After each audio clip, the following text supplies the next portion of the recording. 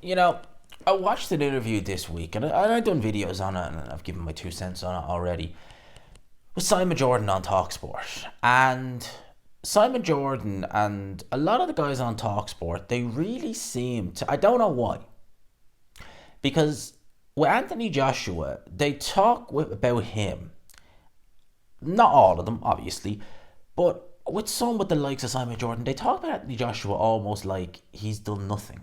Like he's achieved nothing and that he's known almost for the loss against Ruiz. And you have the likes of Carl Froch.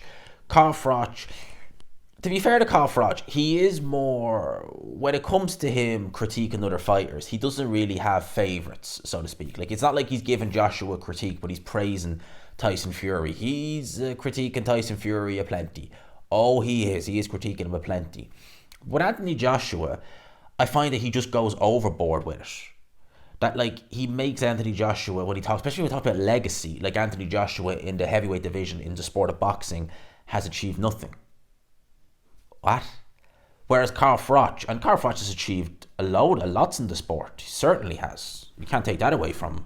But it's almost as if Anthony Joshua's achievements pale into insignificance to Carl Froch's achievements and his resume. When you actually look at the resume of both guys, you're kind of like, well, Carl Froch has good wins, but like, you have to take the wins in the context in which they happened. And the same with Anthony Joshua. Carl Froch, in an interview he gave last year with Simon Jordan, of all people. And of course, Simon Jordan just nodding in acknowledgement to all the nonsense Carl Froch was coming out with, saying that, Joseph Parker, who is he? He's no good. Well, he was a former heavyweight champion of the world, and he's actually just coming off the back of a win over Zhilei Zhang, who ended up beating Deontay Wilder, who Joseph Parker beat already.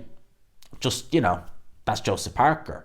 Vladimir Klitschko, I recall him saying he was retired before going into the Joshua fight and was out of the ring for 2 years. Strange that. I don't recall the end of November 2015 to April 2017 quite being 2 years. In fact, I think, if my maths is correct, it's actually not even a year and a half. And retired. That's an interesting one. So retired. So Vladimir Klitschko losing to Tyson Fury in November 2015, invoking the rematch immediately, looking to have the fight. When was the original fight date? Was it June? Was it July 2016? Thereabouts. So wanting to fight and getting ready to fight in July 2016, not being able to fight through no fault of his own, through Tyson Fury pulling out of the fight and having those issues with UCAD, rescheduling the date for October, and then the fight getting binned again through no fault of Vladimir Klitschko's, to him then going to the UK in November or December to be there ringside for Joshua versus Molina to announce he'd be fighting him in Wembley Stadium. Staying active all year, chasing Tyson Fury through no fault of his own, the fight happened. I don't quite consider that retired, do you? I'm just saying. And that's Carl Froch. Lennox Lewis has been very critical of Anthony Joshua in the past, and I really don't understand it. I've critiqued Anthony Joshua plenty on here. Oh, believe me, I've critiqued him plenty. But when I critique Anthony Joshua, it's because I see a bad performance. Maybe he's done something that I don't agree with, like throwing the belts out of the ring and grabbing the mic against Alexander Usyk. But saying that, when he apologised for it, I was like, okay, it was wrong. Well, you held your hands up. I don't recall Tyson Fury apologising for saying that Usyk won the fight just purely because of the conflict in Usyk's home country. If he has, correct me, but I don't recall hearing it. There's a big difference between that. I critiqued Anthony Joshua for the Robert Helenius performance. I didn't think that was a good performance. I thought that the end knockout was very good, but the performance itself, I thought that was very poor. And I remember saying at the time, we didn't know how far gone Wilder was at the time, but I remember saying at the time, like, he's not ready for Wilder. I was like, he is not ready for Deontay Wilder. I thought Wilder still had that killer instinct in him. Clearly, I was wrong. But when I looked at that performance, I was like, he is literally, he can't let his hands go. When I saw him against Jermaine Franklin in the O2 in April last year, I just remember thinking, Jesus, this guy is a shell of himself. And that's how he looked at the time. I was like, this guy literally looks a shell of himself. That's not the Anthony Joshua I remember of a couple of years ago, who, and to be fair, Jermaine Franklin's not a bad fighter. He really isn't. I remember watching him in the run to the Dylan White fight, thinking he didn't look like much, but he's proven me wrong. He's a useful heavyweight, certainly, if nothing else, useful. But I remember seeing that fight thinking, Jesus, this guy is, I don't know if there is any fixing this. And I spoke to other people who would have been, in the boxing industry, and they were saying, yeah, the same. They were like, we don't know if you're going to be able to fix this, Anthony Joshua. It's looking good now. I like what I'm seeing. Is he the perfect fighter? Certainly not. Will I most likely will end up critiquing him again sooner rather than later? Not that I want to, but if he does something that warrants it, then I will. But when I look at his career, when I look at the legacy he will and doubt leave behind, what's there to criticize?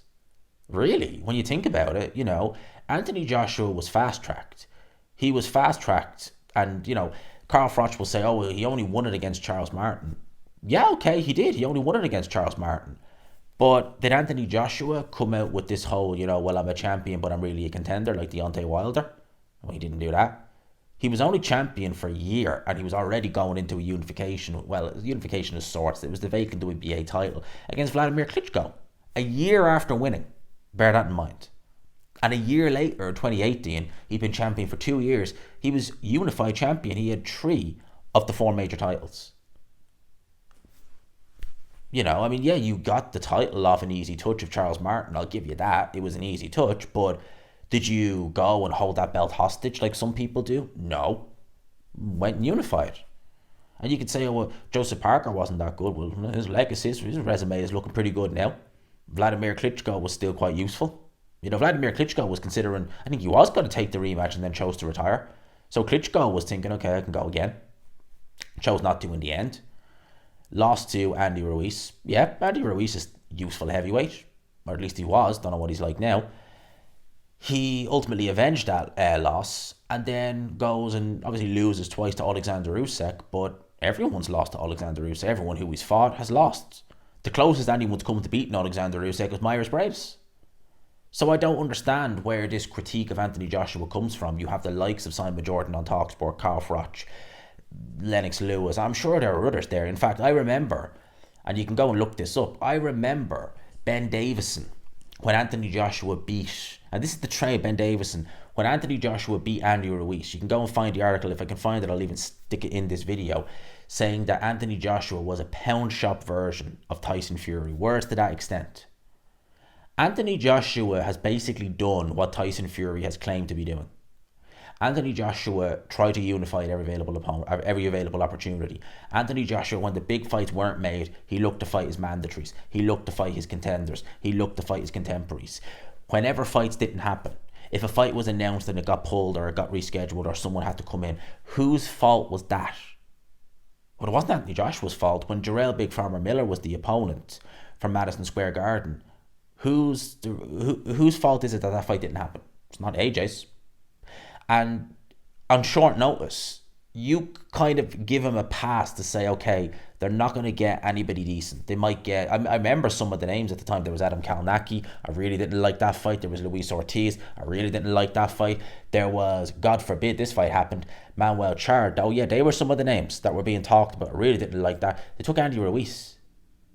I mean, that doesn't get much. Some people, even Sky Sports, were saying, actually, you know what? You might have actually given him a harder task now. With Tyson Fury last summer, and I go back to him because that's the kind of guy that TalkSport champion as if he can do no wrong. When there was no, when he was trying, apparently in inverted commas, trying to fight Alexander Usyk, or at least saying he was last year, and it seemed inevitable the fight wasn't going to happen. This is before Turki Al Sheikh got involved with all this kind of things. Frank Warren was giving interviews asking, scathing to people like Adam Cattrall for even insinuating he fight his contemporaries. There was no mandatory, but his contemporaries, the Frank Sanchez, the Arsenal Beck McMahon, the Martin Bacolis, scathing to even insinuate you should do that. But Anthony Joshua does that, and what? That's just, that's nothing. Anthony Joshua has a very good resume. He's an Olympic gold medalist. Whether you agree or disagree with the Savon fight, there you go. Remains to be seen, but nevertheless, you can't take it away from him. He is still an Olympic gold medalist. He is a 2-time heavyweight champion of the world, former unified heavyweight champion of the world with a very, very good resume that is getting better. And a lot of the fights, a lot of the wins, Joseph Parker is a good example, is getting better with age. And he may become a 3-time heavyweight champion of the world, in which case that's legacy done. That's legacy filled. So I don't understand why so many people like TalkSport, like Simon Jordan, Carl Froch and Lennox Lewis, are so critical of him. I really don't get it. It's not like he's doing things outside of the ring, saying things like a Ryan Garcia. It's not like he's behaving like a thug. He's not. I do not get it. I really don't. I try to look at Anthony Joshua, what he's doing in a boxing ring. If he's doing well, if he's fighting well, if I'm liking what I'm seeing, I'm going to say it. If I don't like what I'm seeing, in terms of what I'm seeing from him, or maybe some of the actions he does, like the Alexander Usyk situation, I'll say it. But to go and insinuate that, oh, Anthony, his legacy, PTSD, he's this. No, he's a very, very good fighter. Still is. And this Dubois fight is going to tell us an awful lot about Anthony Joshua. I just thought I'd give my 2 cents on it because it's something that I might even go into a little bit further depth in a separate video that I'll work on over the weekend. Little hint of a little project I'm working on. We'll keep that in reserve. But let me know your thoughts on everything I talked about in this video. I hope you enjoyed it. Smash the like button if you could. And subscribe, of course, if you haven't already. For now, I'll leave it there. Peace.